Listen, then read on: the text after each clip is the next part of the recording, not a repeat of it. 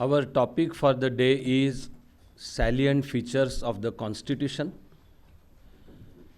I have planned to include the explanation of preamble in the same session.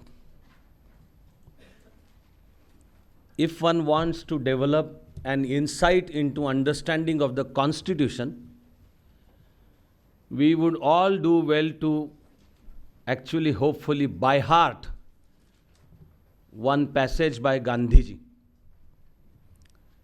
That famous passage, which also has shown a light to me, has shown a light as Karyakarta before joining IAS, as Karyakarta Adhikari after joining the service, and for last over now 22 years since I left the service. This is what Gandhiji had said immediately after independence. This is when overall discussion about the shape of India was on. And Gandhiji presented in his characteristic fashion, very simple English, but such lofty and profound ideas which keep us thinking and working even today and beyond.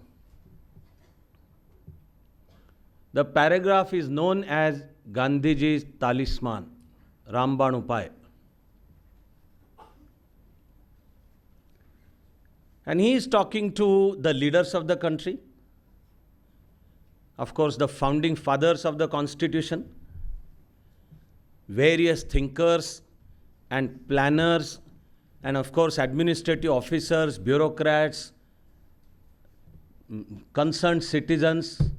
He says, whenever you think you are confused, whenever maybe you are not sure of what to do, one particular phrase attracts my mind where he says, whenever you think the ego is getting better of you. It is very crucial to remember this. That is because power corrupts and absolute power corrupts absolutely. Everything related to the chair and the whole paraphernalia of a big table and a big office and a big bungalow and people addressing you as sir or madam and the car for you and everything. It's a human propensity, a human fallibility to even start developing ego even unconsciously or even subconsciously. And ego, I can tell you for sure, distorts our perception. Instead of thinking of people's welfare, of the Constitution, of equality before law, etc., I start thinking of the chair in which I'm sitting, the tone in which the person who is talking to me, the tone in which he or she is talking to me. Ego begins to get the better of us. I find this phrase very profound and deeply Bharatiya phrase. Because you will see all political thinkers and thinkers from like Vedas through Buddhist political thought and the whole Indian tradition does talk of the ruling class conquering ego. In fact, Indian thought talks about conquering one's ego for attainment of knowledge. The biggest impediment is aham, ego. So Gandhiji reminds us, if ego begins to get the better of it, ahem kuch zyada hi hone lage. Gandhiji says, think of that last man on the ladder. I wonder whether there is every likelihood of our missing the significance really. We may tend to think that this is cliched term. And okay, any Tom, Dick and Harry comes up and starts talking about the last man on the ladder. It's not that simple. It is also not that cliched. Because the profoundest of a question is, for whom does the state exist? For whom is this constitution being drafted? Is it to lay down the powers and duties of, say, the president and the cabinet and the speaker and head of government, so prime minister, chief minister? Is the constitution meant for it? So unless we remember all the time that it is meant for commonest of the common man. The basic goal of the constitution is upliftment and human dignity of that last man on ladder. The term is not cliched. The moment we tend to forget it, the whole purpose of the constitution is lost. Gandhiji says, think of that last man on the ladder. And then his Guru Killi, the answer to all questions is, and then think of what you're doing. If the stature of that last man on the ladder is going to increase, rise up by your decisions and your behaviors, then what you are doing is right. Go ahead and do it. But if that's not going to happen, in fact, if the stature is going to go down, then what you are doing is not right. It is sin, pap, don't do it. For years on end, this part of the paragraph was okay for me. It kept me thinking. It went on enriching Karyakarta in me and then went on enriching Karyakarta Adhikari in me until again, one day, suddenly my mind was drawn to the remaining part of the paragraph, and once it was drawn, I started wondering how come I could have not noticed this originally. Maybe a lot of experience was required. Experience in public life, experiencing running the administration and all, because the remaining part says, having said this earlier, whenever you think you are confused, whenever you think you don't know what is to be done, whenever ego is getting the better of you, think of that last man on the ladder and then think of what you are doing.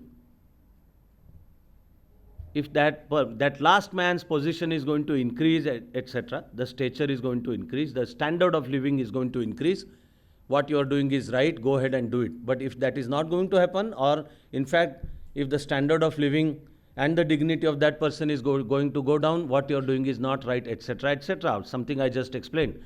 Now the remaining part says, and listen very carefully, Gandhiji says, if what you are doing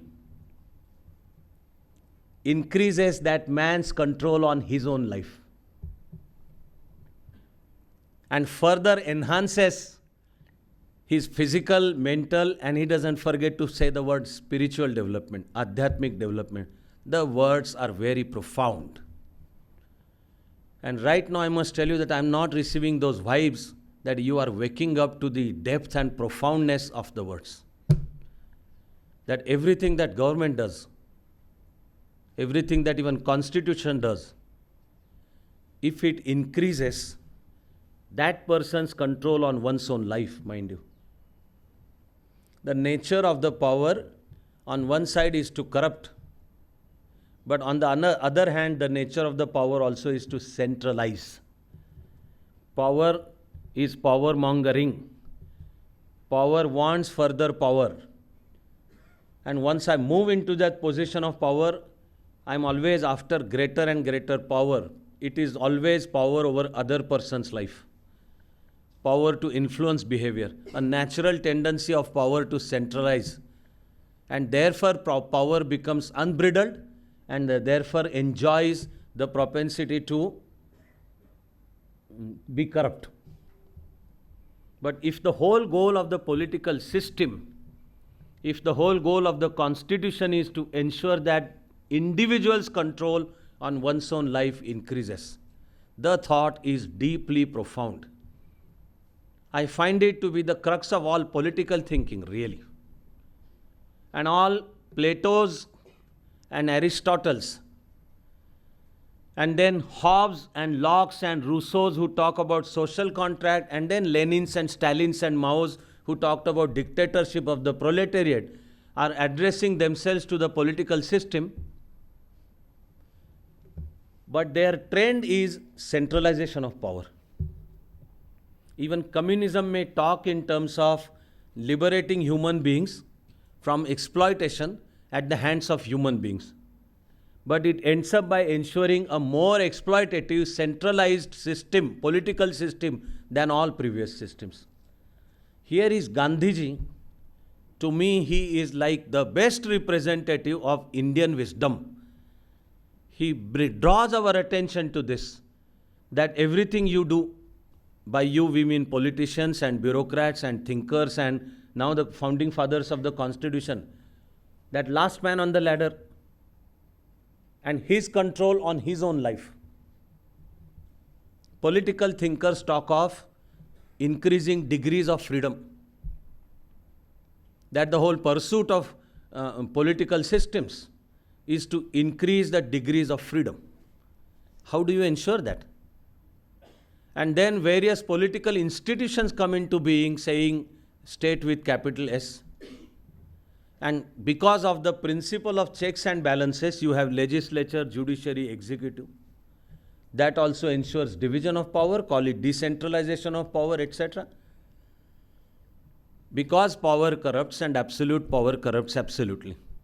Therefore, avoid centralization of power and make every power holder answerable to something. And every other institutions watching one institution, and they are interlocked in such a way that their functioning is made transparent, they are made answerable, then and only then the systems will behave. Otherwise, the power has a natural tendency to be corrupt. Gandhiji's solution is infinitely profound. Every such step which results into the individual's control over one's own life. Because please remember, on one side, say Marxism says liberating human beings from exploitation of human beings at the hands of human beings. What is the root of exploitation? One root indeed is power. You give power to one person over other person's life, the exploitation begins. That power holder may be a clerk in a collector's office, or IAS, IFS, IPS officer, or MP and ministers and all. It is power over other person's life. And once the person has that, power has this natural tendency for exploitation. So on one side, system design is the answer. On the other hand, as long as individuals have the character that they have, no system can stop this propensity for fallibility.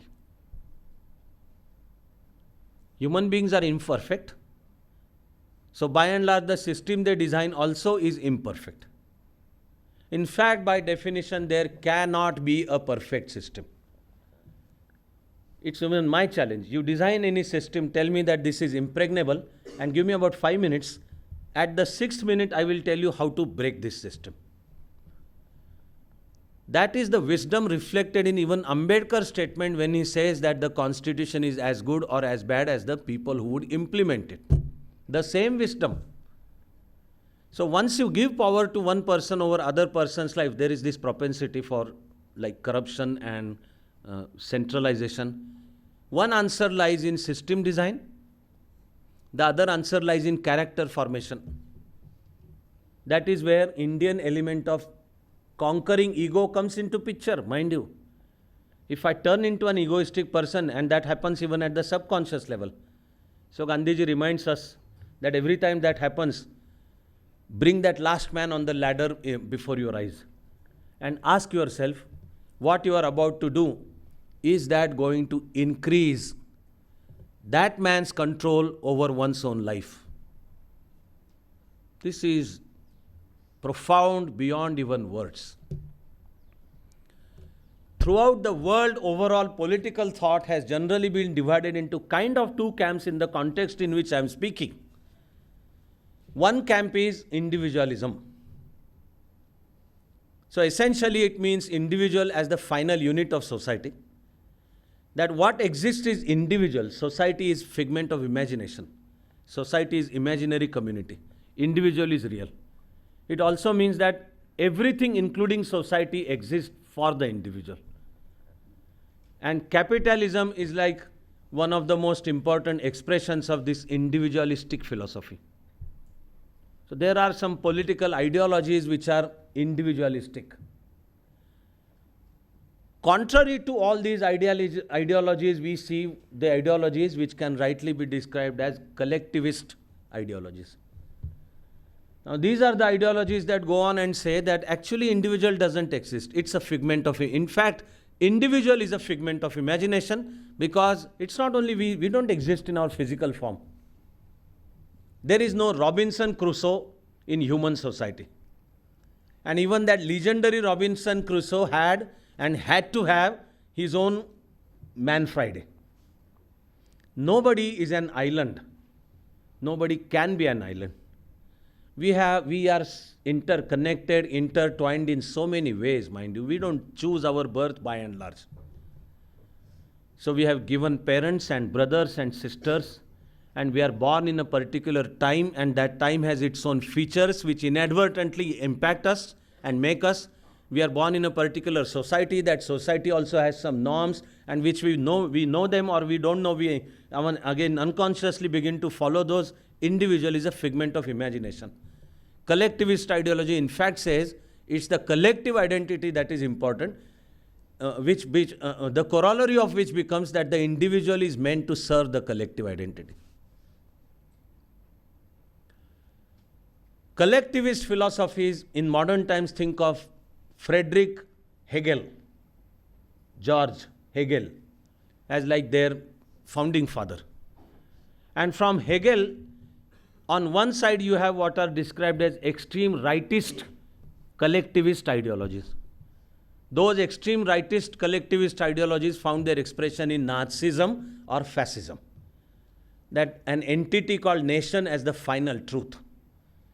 That nation gets enshrined in one person who is, you can call that person Deus if it is Mussolini and you are talking in Latin language, or you can call that person Führer if it is Germany and you are talking in German language. Both mean the supreme leader.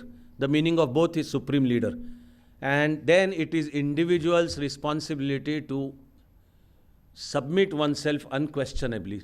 Unquestionable surrender and unquestionable obedience to the collective identity. But that collective identity is represented in a single person. This is Nazism and fascism.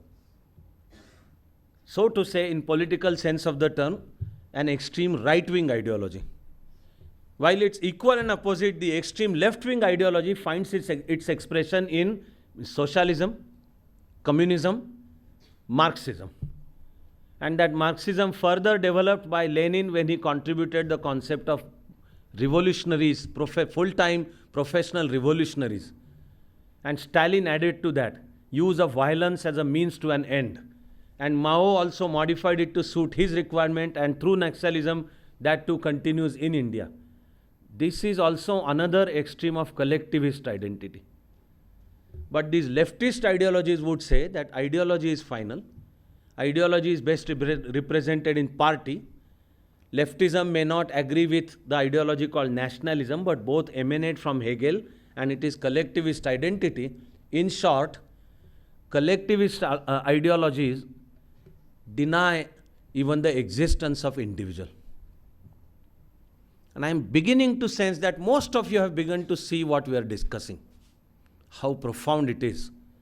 That Gandhiji in particular, but this I would like to call as quintessential Indian approach, Bharatiya approach, best represented in the term Samyak. That Indian philosophical and political thought does not see a case of dichotomy, dvaita, between individual and society. And it's not either or. And it's not like one exists for the other. Indian approach, I repeat, best presented by Gandhiji, combines the two and helps us understand that in fact the dvaita itself is wrong. Neither can an individual exist without the society, nor can the society exist without individual. They are complementary, they are interlinked and interdependent. But what is, after all, the final goal of any political system? And therefore a constitution that aims at designing that political system? Gandhiji put it ever so succinctly. that even bureaucrats and leaders and founding fathers of the Constitution think of that last man on the ladder. Ask yourself what you are doing. Is that going to increase that last man's stature, everything? But the latter part, it says that man's control over his own life. And is what you are about to do, is it going to help his physical, mental, and he does not forget to mention the term spiritual, adhyatmic development. Here is definition of role of state. Here is also the best possible definition of every single individual functioning within that system.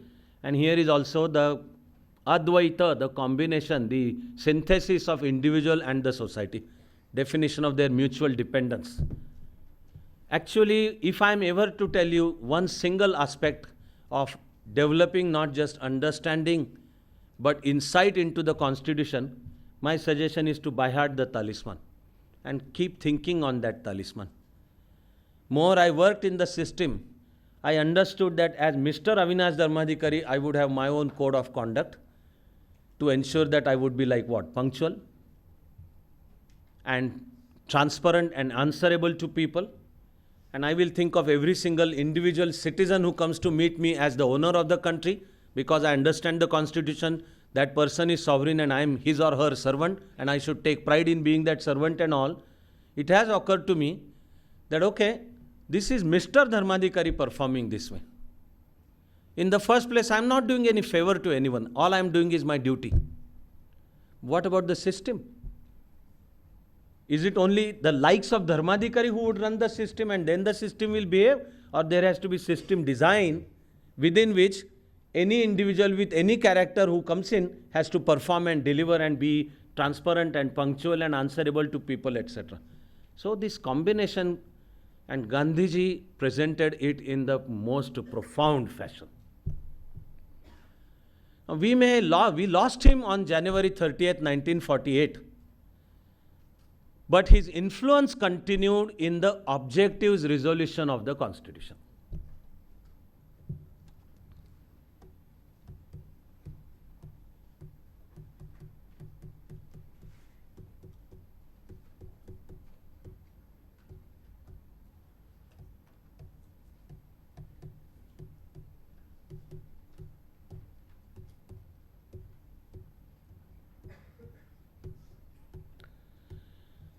Objectives resolution, as we have already seen, was presented and tabled by Nehru.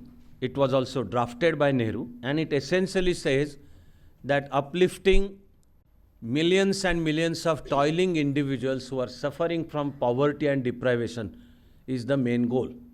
Hence the Constitution, hence all political institutions and definition of their powers and duties, etc. Objective resolution further gets properly defined in the preamble.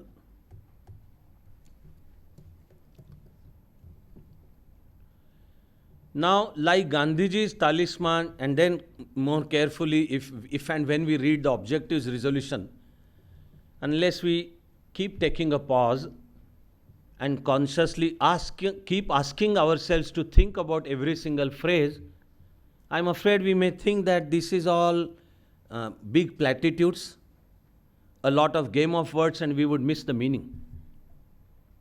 Preamble is now held as the declaration of intent of the entire Constitution, Uddesh Patrika. So the object, why does the whole Constitution exist? From Article 1 to originally 395 and now 422 articles. And originally 8 schedules, now 14 schedules.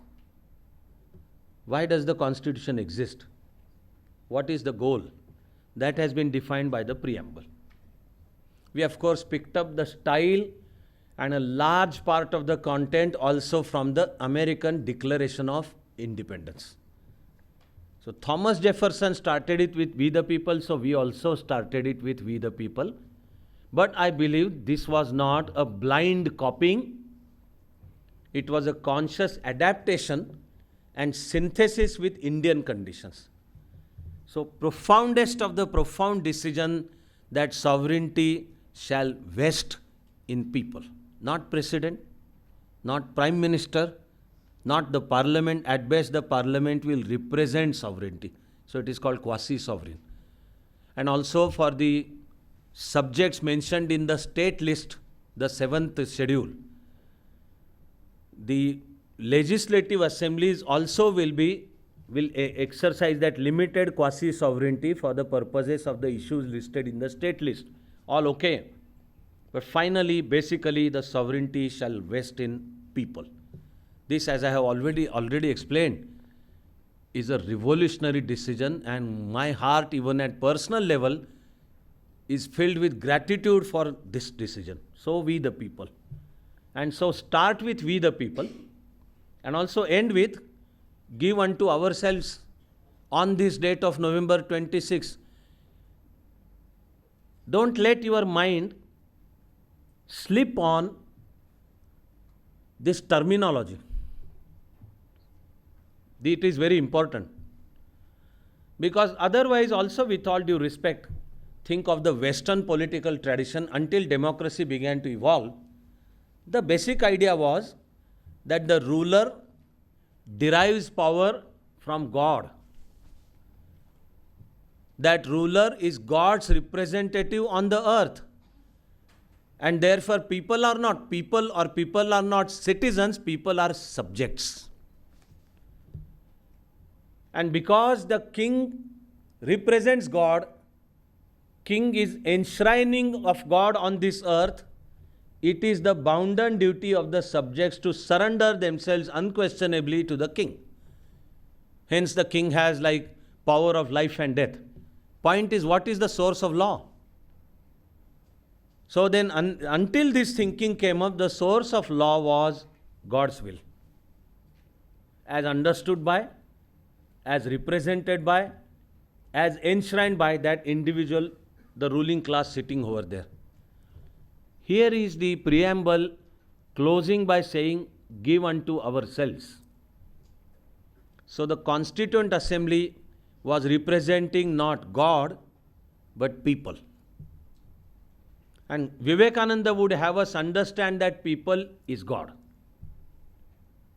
Daridri Narayan, the last man on the ladder. But people entrusted the Constituent Assembly. So it is not the Constituent Assembly that is giving us the Constitution and doing some kind of favor, mehrbani. It is we the people. And give unto ourselves. So it is our decision that this is the document. Modern India will run on this line. So we give it unto ourselves. Definition of sovereignty. Then also basic goals. They are picked up from the French Revolution. It's the effect of the French Revolution. And 18th century France saw Montesquieu, Rousseau, Voltaire, all talking about people's will. And Montesquieu speaking about division of power. Voltaire defining liberalism, that differences of opinion can be there. And my friend, I may not agree with you, but I will fight for your right to say what you want to say. And finally, Rousseau coming up with this ever so abstract term, general will. He hasn't defined, nobody has defined. Political science accepts that it is difficult to even define this term, general will, but finally it is understood as people's sovereignty. And democratic institutions seek to internalize and articulate general will. So what does voting mean? People are expressing their general will. And no confidence motion, and people are expressing their general will. And now right to information, and right to education, and now right to services, so time-bound delivery of government services and all of it means articulation of general will, people's will. The state will speak for people. The state will represent people. It is this that is all enshrined over there in simple looking term, give unto ourselves on this date. And French Revolution, with which the modern concept of republic went couple of steps ahead. As we saw the other day, modern concept of republic commences with United States of America. You may like it, you may not. If you have your own leftist leanings, such guys dislike America because it's all capitalism, it's individual rights, etc. Okay, they are, as of now, they are becoming increasingly irrelevant. I would never say they will permanently become irrelevant unless they apply thought, come back in some new form and all. The leftist ideology can come back again, but there is this anti-Americanism in leftism, while there is American leftism also as a different matter. But it's an objective fact of history that United States of America is the first republic in modern world. And like we draw our own preamble from US, Thomas Jefferson drafted Declaration of Independence. And we also draw the concept of fundamental rights from US Constitution. It's the Bill of Rights, which also was the Second Amendment. US Constitution is very small, you can actually put it in your pocket. The laws drafted based on that Constitution then assume very detailed form. But original Constitution per se can actually be folded and you can always keep it in your pocket. So we lifted the preamble and modified it to suit India, synthesized that with principles of French Revolution. So these three profound words: liberty, equality, fraternity. Again, not a play of words, not a game of words. It's the liberty of the individual. It's equality of everyone. When you apply the term equality to Indian social setup especially, it means abolition of castes. It means all individuals as equals, irrespective of caste, clan, religion, sex, etc., the color of their skin, which family they are born into, etc., that there will be equality of opportunity and that there will be equality before law, equal protection of law, the single term, equality. And fraternity also would mean welding together as a nation. Three words are picked up from the French Revolution and synthesized into the preamble. Preamble also defines the goal, saying justice, and it is social justice and economic justice. Because 15th of August 1947 is perceived as political independence. Even in pre-independence times, our founding fathers and freedom fighters were all the time aware that freedom is not an end in itself. Freedom is not the goal. That freedom is a means to achieve the end. Everyone, that unless we achieve freedom, we won't have the liberty to develop on the path on which we want to develop. So freedom was understood as a means to an end.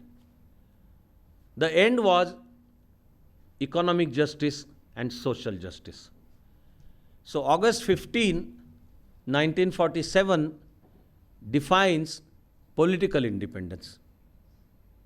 And Constitution then all the time seeks to now bring into existence the social independence and economic independence also. The path to that independence goes through justice, the concept of justice, nyaya, the concept of justice.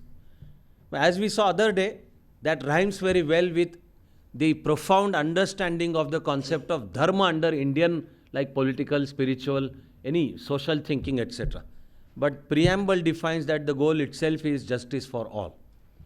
As later on we will keep going deeper into our study and understanding of the Constitution, we will see that so many decisions, either laws passed by the legislature or the way they were sought to be implemented by executive, or eventually whenever conflicts came up when the judiciary decided, the guiding principle has been justice.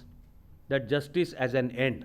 On so many cases, the Supreme Court also finally said that we have achieved political independence.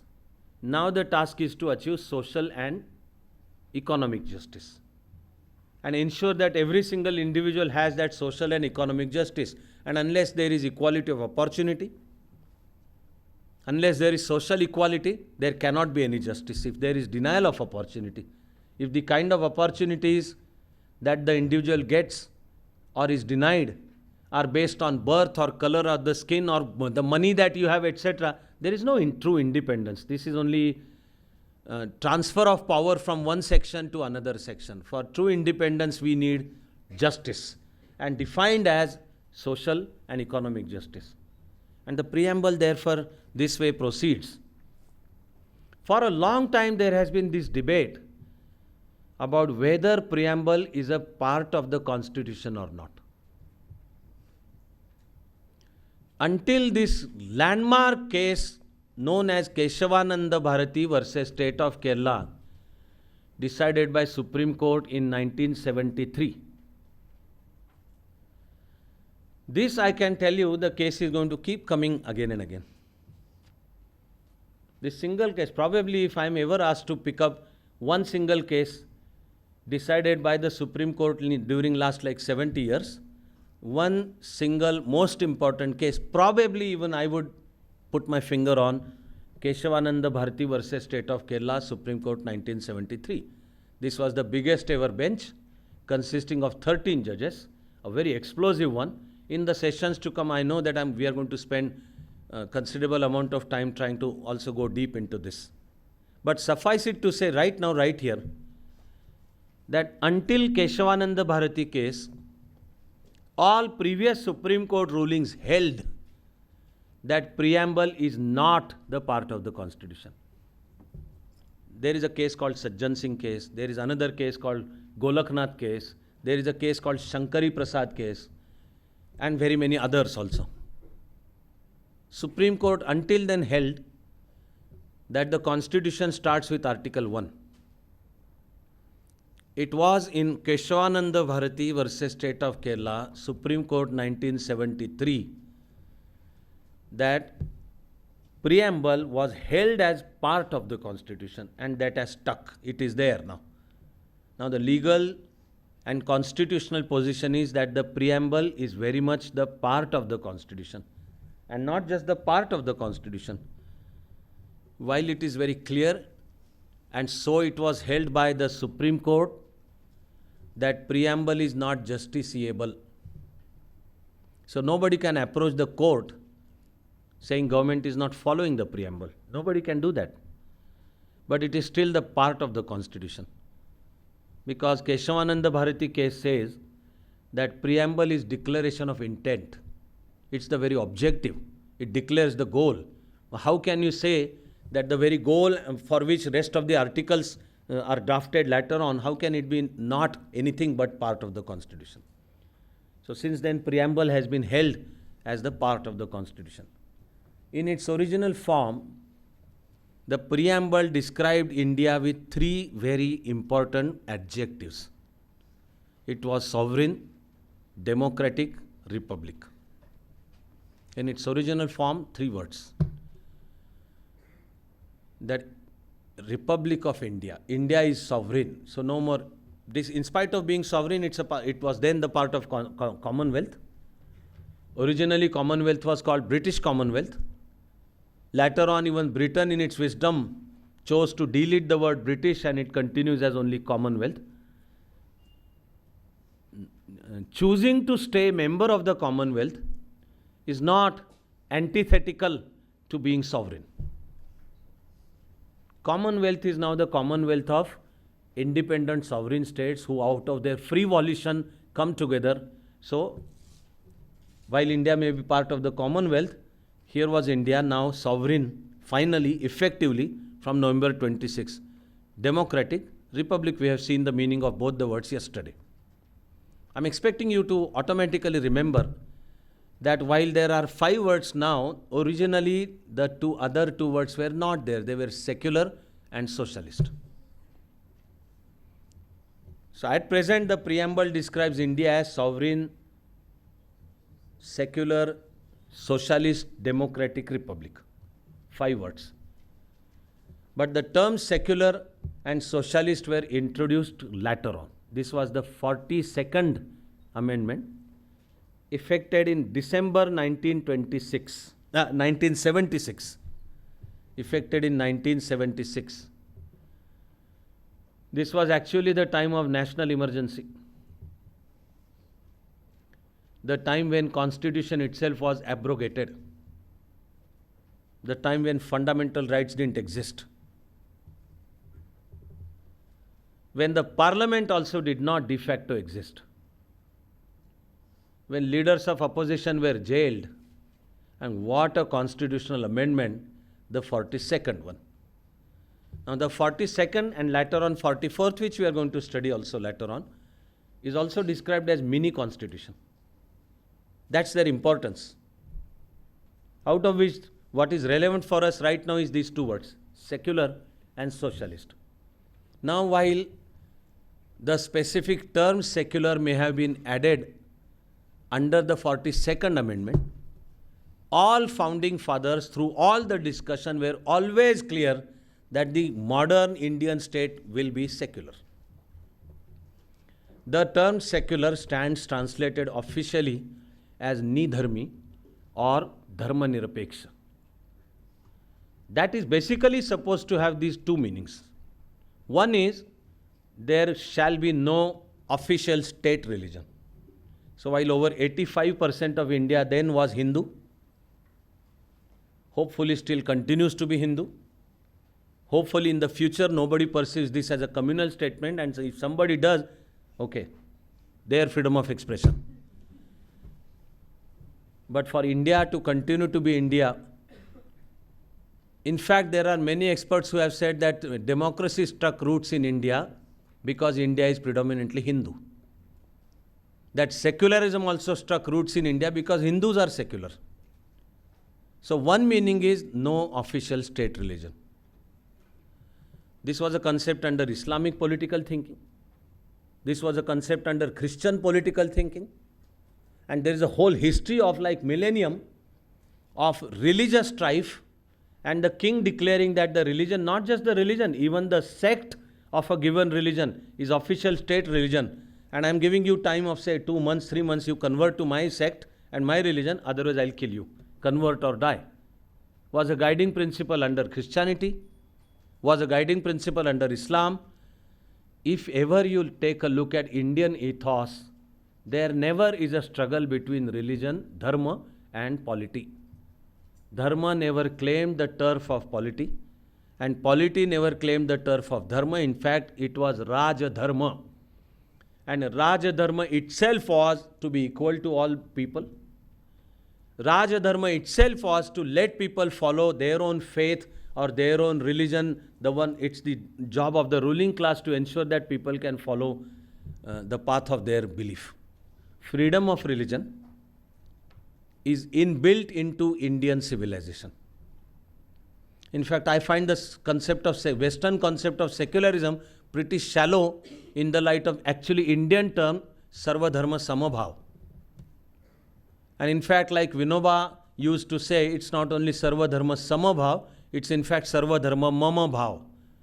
The religious strife in the Western tradition and politics laying claim to religion and religion laying claim to politics and some intolerant declaration of an official state religion necessitated this secular thinking, saying the rule of the task of the ruling class is no official recognition for any religion, and people will follow any religion of their choice.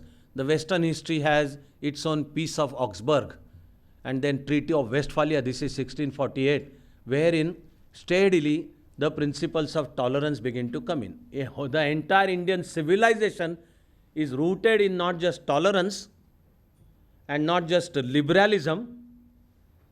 There is no English term for the wisdom of Indian civilization enshrined in the word Sahishnuta.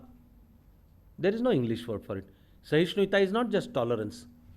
And it's not just liberalism that your and my opinion may differ, but I will stand by your right to say what you want to say. Sahishnuta is, while I am sure that I have realized truth, I understand that there are various paths to the same truth.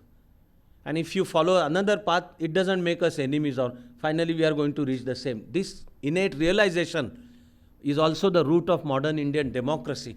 One of the most important reasons why democracy and constitution have lasted this long, and with every year that passes, democracy and Indian secularism and constitutional way of functioning, every single voter waking up to the power of one's own vote has gathered strength.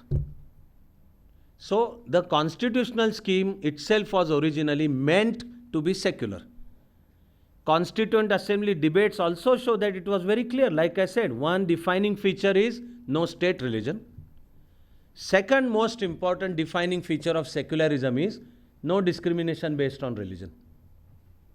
That the decisions regarding individual will not be taken based on the religion of that person. That there will be equality. You are free to follow your religion. You are free to propagate it. You are free to form your own organization as long as you do all of this within the framework of the constitution, that you do it peacefully. But there will be no discrimination based on your religion. These are defining features of secularism. Like I said, it is officially translated as Nidharmi or Dharma Nirapeksha. That Dharma Nirapeksha is irrespective of your religion. Here are common principles, they are applicable to you. Once you call yourself Indian citizen, your rights are ensured, but your duties also are ensured, and you are subject to following laws. You cannot have the cake and eat it too. And we are going to keep discussing the term secular also. Now, back in 1948, whatever we understand by socialism, there was a general consensus that our path for economic development is most likely to be left of the center. There was, many thinkers describe this as leftism by default. That it is generally said, I describe that as mainstream explanation.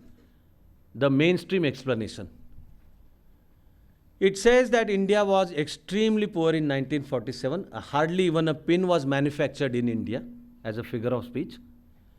And we didn't have enough money, which means we didn't have enough capital for rapid economic development. Having achieved independence, our goal, of course, was to strengthen our sovereignty and rapid economic development, because it is only if and after rapid economic development that we can ensure justice, the social justice and economic justice. So the demand was rapid economic development. And so the mainstream argument was, because there is no capital and a class which can accumulate that capital, invest, etc., doesn't exist, so the state has to do that.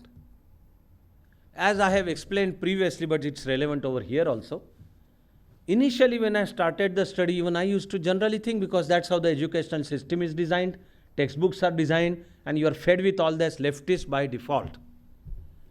Until one day, a question occurred to me that, okay, the state had to play the role. And because we were a poor country, state had to collect capital, invest capital, start industries, ensure that people get employment, etc., all okay.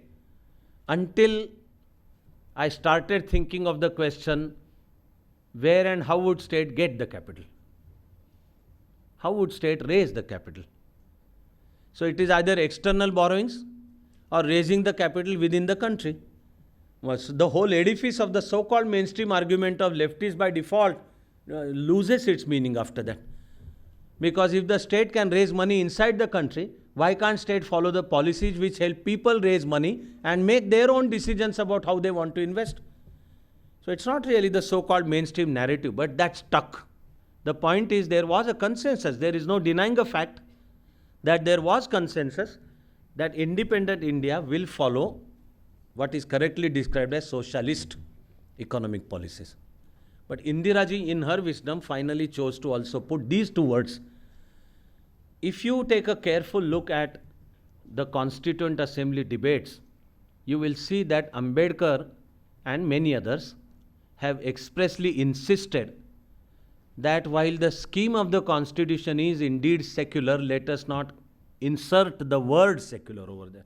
So the decision of the Constituent Assembly was conscious one. not to have that word. And similarly, the Constituent Assembly debates make it clear that while India's especially economic policies were most likely to be and also socialist by default, again Ambedkar himself, who wanted socialist economic policies, insisted not to insert the word socialist. Ambedkar's argument was, let us not commit the future generations to follow particular economic policies. With all his own bent and his own wish to have socialist economic policies, see the wisdom, see the vision, that he was aware that with changing times, economic policies may demand change in approach. And if you commit the country to one particular line, then we will be stuck and tied into our own knots. So while the policies were supposed to be socialist and the state also was supposed to be socialist, Ambedkar insisted not to commit future generations, so let's not have the word. And that word carried. This is the reason why original description in the preamble was only sovereign, democratic, republic. But later on, under the 42nd Amendment, Indira Ji chose to insert the words secular and socialist. And in fact, with the changing times, if you indeed take a look at current condition, then it won't be wrong if somebody argues that today we are neither of five. Neither of five. Are we sovereign? With the passage of time, the very concept of sovereignty has undergone change.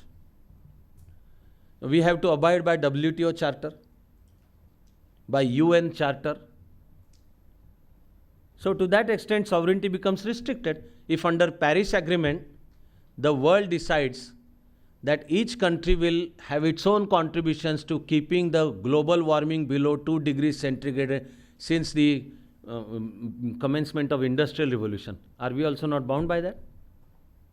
The very concept of sovereignty has undergone change. Democracy,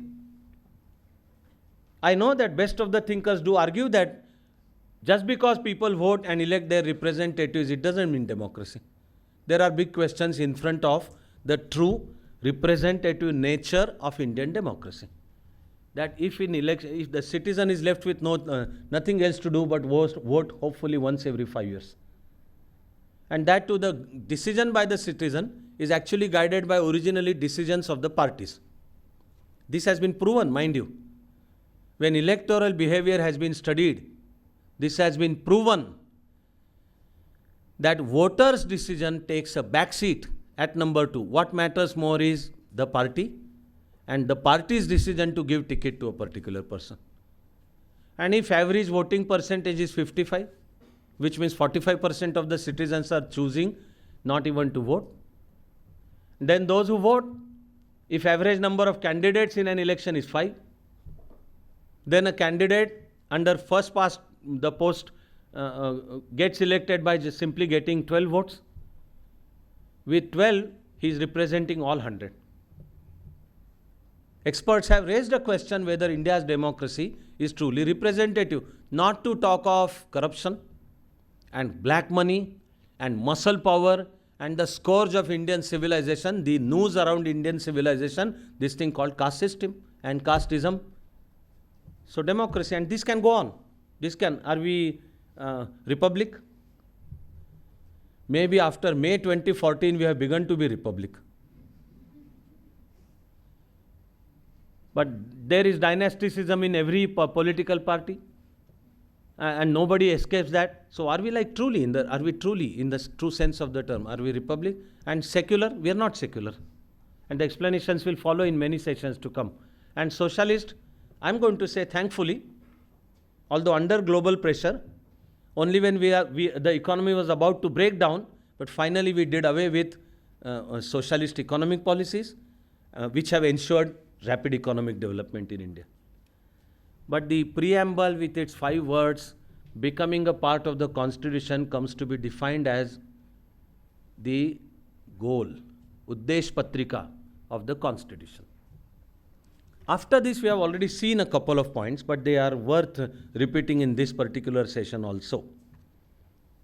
The constitution consciously describes India as a union, not federation.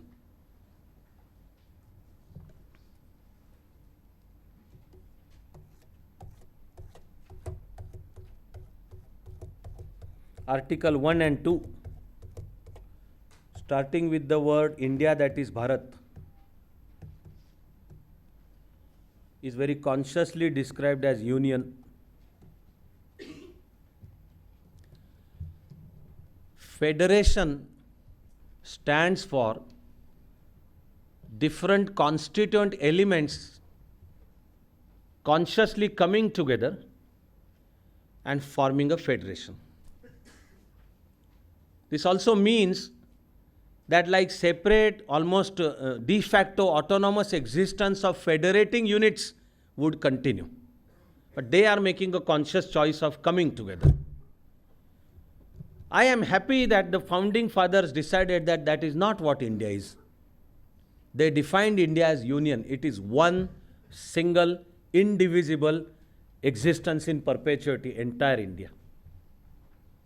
13 colonies decided between 1773 to 1776 to meet at Philadelphia, have their Continental Congress, begin to draft the constitution, and finally say we the people and declare on July 4, 1776. But it is 13 entities which came together, merged their identities, and decided that we are founding United States of America. It is federation. Or Soviet Russia, when it existed, was federation. India is not. It's like proper documentation and also enshrinement of Indian nationalism. That India as an entity has this unbroken, continuous existence for over 5,000 years. It's only that this is assuming a modern shape. So it's not like different parts and princely states and British India are falling together to form India. India, that is Bharat, is union. So it is one single indivisible entity. Once you understand this, you will almost automatically understand other features which are derivatives, but each one is an important feature born of this. That once you say that India is one single unit, then it means that the states are only administrative convenience. It's not like the states come together and decide to merge their identity into formation of a thing called India. Actually, Muhammad Ali Jinnah expressed his surprise even before, of course, he died. We don't know of any way he could express surprise after he died. He died on September 11, 1948. But even before that, India had made a conscious choice of calling ourselves India. So the terms India, that is Bharat, was already there. He had his own reason to think that now that India is divided into two entities, he thought a nation for Muslims will be called Pakistan, and therefore remaining predominantly nation for Hindus will come to be called Hindustan. And India will continue to be geographically what it has been. The continent will be known as India. It is Indian subcontinent. India is a traditional term existing since like 3rd, 4th, 5th century, etc., etc. Jinnah really thought that this will be India, but this will be Pakistan and this will be Hindustan. When the Constituent Assembly made a conscious decision of describing ourselves as India, he flew into rage. But the Constitution sealed it. India, that is Bharat, is one single indivisible entity. So formation of the states is only administrative convenience, not the other way around. Had it been federation, then it would mean that probably British India and princely states and all other parts, etc., they come together and agree and decide that we will form India. There is no question of forming India. India is there. India is timeless. Now, according to modern times, we may decide states reorganization. It's administrative convenience. You understand that, and you will automatically understand that the constitutional power to create states is with the parliament. It's not in the states. Also, to delineate boundaries between the state is entirely power of Lok Sabha. Andhra may start an agitation demanding formation of one single state, bringing Telugu people under one umbrella structure. And Nehru may not have agreed. And then Potti Sriramulu proceeded on to fast unto death. On 57th day, he actually died. And the Telugu-speaking region was up in flames. So against his will, he had to accept that, okay, this is how the first ever linguistic state comes into existence on 1st of October 1953. But the constitution says that the entire power to create states, if required to divide, the same Andhra later on decides to have two states, now Andhra Pradesh and Telangana, the power is with Lok Sabha. Because India is one single entity. Again, you understand that, and you will understand why there is no right to secession in the constitution. That in fact, right to secession is defined as high treason, punishable with death. No element can say that we are not Indians. Disallowed in the constitution. It is high treason. And I believe, I hope so do you, that it consolidates India's national unity. It becomes a constitutional backbone of modern Indian national unity.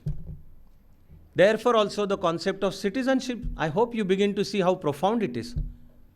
There is no concept of citizenship of states. There is only one citizenship. You can be domiciled in a state. You can be a resident of a particular state, but you are an Indian citizen. And then the constitution, of course, goes on to say, we are going to see the details in other lectures that would follow, that an Indian citizen can go anywhere, stay anywhere, travel anywhere, buy property anywhere, have his or her name entered in the voters list, all Article 19 of the Constitution. There is one single, indivisible citizenship. This also is a modern instrument of strengthening India's national unity. United States Constitution has this concept of dual citizenship. Every American citizen is also and has to be a citizen of a state and also US citizen. That is called the federal citizen. India, that is the founding fathers, expressly rejected this concept and said we will have one concept of citizenship.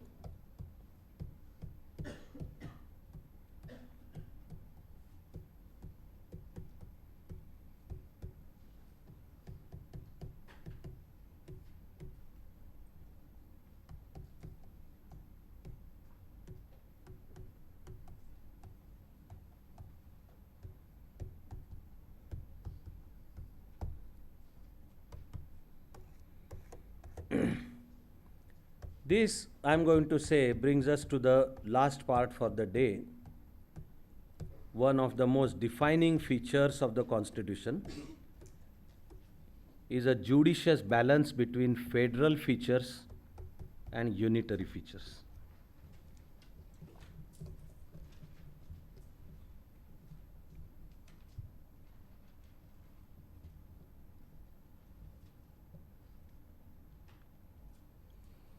I find this, and most happily so, how the Constitution has indeed given a very proper shape to one of the most important defining features of Indian existence.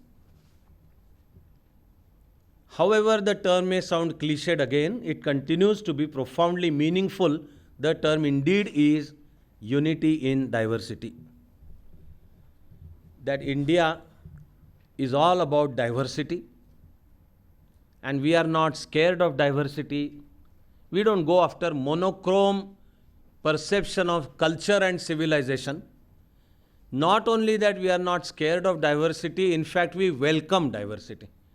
Then not only that we welcome diversity, we respect diversity. We in fact know that diversity is our strength. And so many languages, mind you, all religions in the world, by and large happily reside in India. And all different sects. You take a look at the world, and large parts of world history are filled with religious violence. India can't escape that. But if you start taking a look at the magnitude, then you will see that as compared to rest of the world, see how by and large peacefully, like all religions in the world, stay happily by and large in India. And almost all races in the world, all types of people, India itself is an anthropological museum. And so many languages, mind you. There are even now areas in the world where Christians and Muslims can't stay together peacefully. Or like Buddhists and Muslims can't stay together, be it Myanmar now, be it Sri Lanka and whatnot. Forget Christians and Muslims not staying together peacefully. Shias and Sunnis can't stay together peacefully. And Christianity has undergone overall age of Renaissance, then age of Reformation, age of reason, the sanskar done by science and technology. Christianity has undergone a profound transformation, but Christianity required a violent phase of undergoing this transformation. Otherwise, even Catholics and Protestants could not stay together peacefully. And before the rise of Protestantism, Catholics and people belonging to Greek Orthodox Church could not stay together. And then take a look at India's heritage for over 5,000 years. This is our strength, mind you.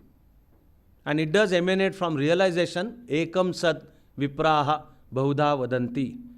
That builds our strength. So we understand that there could be many languages and many types of dresses and many food items and many religions, etc. But we are one. This is our strength. Unity in diversity. That diversity is the diversity of manifestation. At our root and our essences and our souls, we are one. Constitution gives a modern shape to unity in diversity. It is the element of diversity that necessitates federal features. That we need to respect that diversity. We need to nurture that diversity. But the element of unity calls for all kinds of unitary features. And I find such a judicious balance. More I describe, the time is always insufficient. But as briefly as I may let myself this kind of temptation of referring to one great example, because it is unfolding in the world right now. Think of the Arab world. There are 27 Arab nation states. All of them are Arabs by their ethnic identity. Anthropological, they are Arabs. Also known as Semitic people, Semites. All of them have one common language, that is Arabic. All of them have one common script, also known as Arabic, which is written from right to left. 97.5% Arabs are Muslim Arabs. Just 2.5% Arabs are Christian Arabs. Out of Muslim Arabs, 85% of Arabs are Sunni Arabs. They can't form one nation state. There have been attempts to make it possible. 20th century saw a phenomenon called Pan-Arab movement. That is, all Arabs to be brought under one structure, and Arabs would make one nation. If that happens, it would be a world power. But the 20th century is also a testimony to the fact that the effort has miserably failed. Clannish and tribal identities and struggles of Shias versus Sunnis and intra-Sunni struggle and intra-Shia struggle, etc. just doesn't let Arabs form one nation state. And then think of India. And we have all sorts of religions and all sorts of sects and so many languages, etc. In Canada, there is a territory called Quebec. The territory is known as French Quebec, C-U-B-E-C. As the term says, that's the only region which is French-speaking region. Rest of Canada is English-speaking region. There was a massive movement of separation in French Quebec. They didn't want to stay with English-speaking people. They could not stay with English-speaking people until Canadian Constitution, which is, by the way, federal constitution, agreed to have total internal autonomy for French Quebec, then they can coexist. So the languages, and again think of India, think of the intensity of our diversity, we are still one. That is our strength. The factors of diversity define federal features. Experts after experts combine different words to say whether our constitution is basically federal with some unitary features or is it unitary with some federal features. Beyond the point, I think this is just a game of semantics. It's a play on the word. If you like to describe the Constitution as one of the greatest authorities on our Constitution, D.D. Basu, he describes Indian Constitution as basically federal with some unitary features. But if we enlist the features, and as we are going to keep studying all of them, we will see that actually the Indian state is essentially unitary. All defining features are indeed unitary. So after all, what are the federal features? Perhaps the most important one is division of power between center and states. The very fact that states exist and the 7th schedule of the Constitution gives the lists of union list, defines the power with union government, state list define the powers with the state government, and concurrent list is with both. So maybe that is like defining federal feature. But before it sinks into your mind, you are already told that on a topic mentioned in concurrent list, if Government of India, that is Union government, decides to pass a law, then that law shall prevail. That the states concur, agriculture, education, health are concurrent list. And a state decides to do one particular thing. Panchayat Raj institutions is in the concurrent list. So one particular state, like when Narendra Modi was Chief Minister of Gujarat, he got Gujarat to pass a resolution making voting compulsory for local self-government. That was perfectly within the state subject. But then, if union government passes a law on the same issue, then the state laws automatically stand repealed. And the union law shall prevail unless that law expressly provides for separate arrangement for a given state. That can be done. That is there in many laws, that there is an All India law, but the All India law itself keeps that flexible arrangement for different states to have different provisions pertaining to their each state. But then, even on the matters of state list, the state assembly passing a law still needs signature of the president. So even state laws have to be sent to the union government. And president's power say that president does not have any separate power. President shall act on advice by the council of the ministers. So even the state law has to go to the center. The union cabinet has to approve and agree to send it to the president. Then president will sign and then only the law will come into existence. Gujarat Assembly's passage of the resolution making voting compulsory did not receive the president's consent, so the law couldn't happen. And then, as if this is all insufficient, there is a provision that even on the matters listed in the state list, again, the states can request the union government to pass a law. And B, if need be, union government will have the power to pass a law regarding even state subject. So this will keep happening every time you see a federal feature. It is more than counterbalanced by the unitary feature. So the state list, the lists. Next to this or along with this, the greatest federal feature will be the provision for judicial review. The composition of our judiciary and the provision for judicial review. All laws passed by all legislatures are subject to judicial review. And judiciary is arranged in a 3-tier fashion at district, the state and the national level. Judicial autonomy also has been largely ensured in the Constitution. So we can go on enlisting federal features.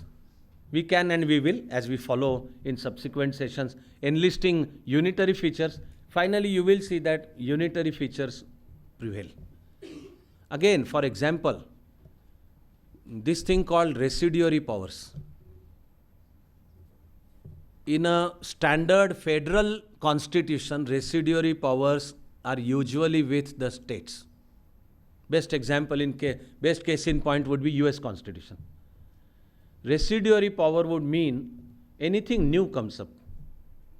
With the passage of time, some new subjects come up, some new issues come up, and no constitution in the world can anticipate all kinds of situations so that they are there in the constitution. New situations are bound to come up.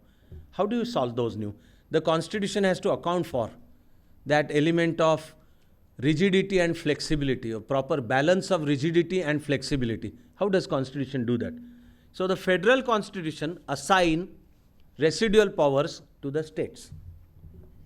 Say genetics developed way after American Constitution came into being. Predominantly almost all development of genetics is post Second World War. In fact, the landmark scientific developments in genetics are after 1991.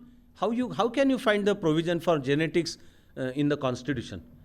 One of the most vexed issues being human cloning. Should it be allowed or not? There are legal aspects, there are moral aspects, etc. Human cloning has the potential of fundamentally changing the very character and the structure of entire human society. Is the Constitution capable of taking care of it? That is where residual powers come into picture. Under American Constitution, residual powers are with the states. Under Indian Constitution, residual powers are with Union government. I am personally convinced that that was the right thing to do. Founding fathers have indeed consolidated India's national unity, even as there is tremendous respect for all our diversity. That is the reason Constitution has lasted. That is the reason Constitution has become modern instrument of our national unity. In fact, when the Constituent Assembly started functioning, the original idea was that India will be a federal entity. But then the shock of the history, not just century, the shock of the history was partition and attendant bloodbath. The whole thinking changed. That now we need to consolidate national identity. And it was feared, I'm going to say quite rightly so, that by catering to the federal aspects, we might be strengthening centrifugal forces, the fissiparous tendencies, that we need to assert Indian identity, and if we start attending more to the factors of diversity, the regional, linguistic, communal, casteist identities may be overpowering. They will endanger India's national unity. So eventually the founding fathers made the decision of having more unitary features, but still incorporate. They didn't lose their head, so they respected diversity and enshrined the federal features. I am personally thankful to them. I hope you sense that even in my tone, really. I am not just thankful, I am grateful for the way they gave us this constitution. We are going to continue being grateful and continue to study.